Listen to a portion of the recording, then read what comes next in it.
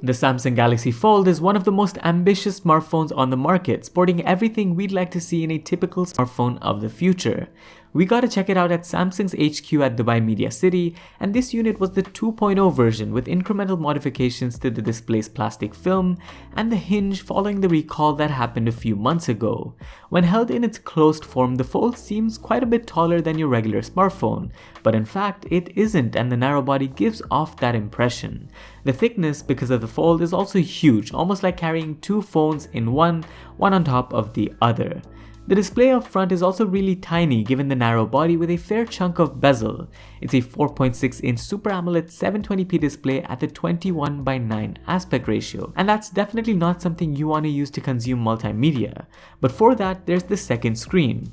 The newly improved hinge of the device not only helps with attracting less dust, but also has a rigid and premium feel when you use it. So while you don't get things like IP certification that we're used to from modern day smartphones, especially the flagship ones, changing your display size from 4.6 inches to 7.3 inches in one phone is the Galaxy Fold's most unique selling point. The larger screen is also a much higher resolution 2K dynamic AMOLED panel, and that's where the magic is. It gives you a chance to multitask with different applications and watch your traditional multimedia content, especially with the phone's impressive AKG stereo speakers. The trade-off is that the panel is not the most vibrant looking nor rich, and you can quite clearly see a seam through the middle if you look hard enough.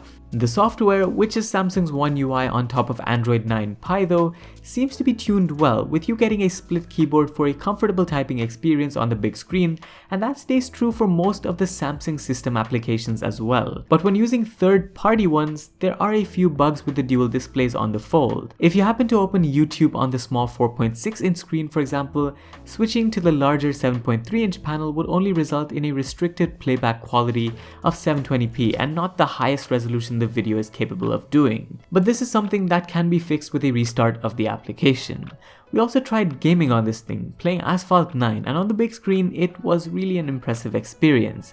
But when trying to switch from the larger display to the smaller one mid-game, we initially thought the phone didn't support it at all, but it turns out that you need to enable this feature in the settings for it to work. We think it's worth enabling by default just because of the seamless experience you get with it, but that may depend on personal preference. And those are basically the most fascinating aspects about the Galaxy Fold.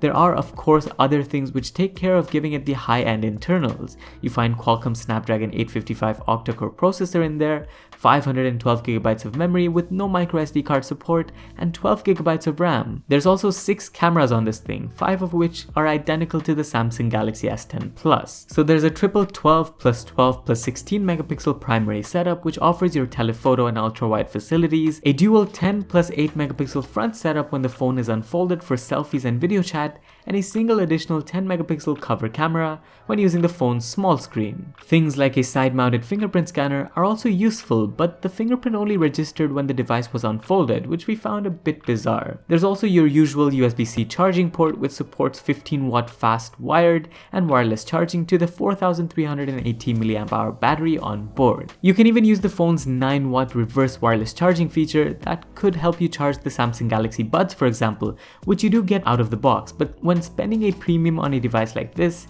using it as a power bank is probably the last thing you want to do. While we don't know anything about the official pricing here just yet, it is soon to be announced, but expect it to be around the 7,300 dirham range because that's roughly what the phone's $2,000 price tag converts to. Starting October 6th and up until October 16th, customers can pre-order the device, and Samsung will throw in its Care Plus functionality for a year, which takes care of fixing the phone if damaged in use. So that's the Samsung Galaxy Fold. It's a great proof of concept, and just having the foldable display still blows our mind. We can't wait to try it out in more day-to-day scenarios and really put it to the test to see how it fares. But for now, thanks for watching, and make sure to subscribe for more videos coming up. This was Vaibhav, and I'll see you in the next one. Adios!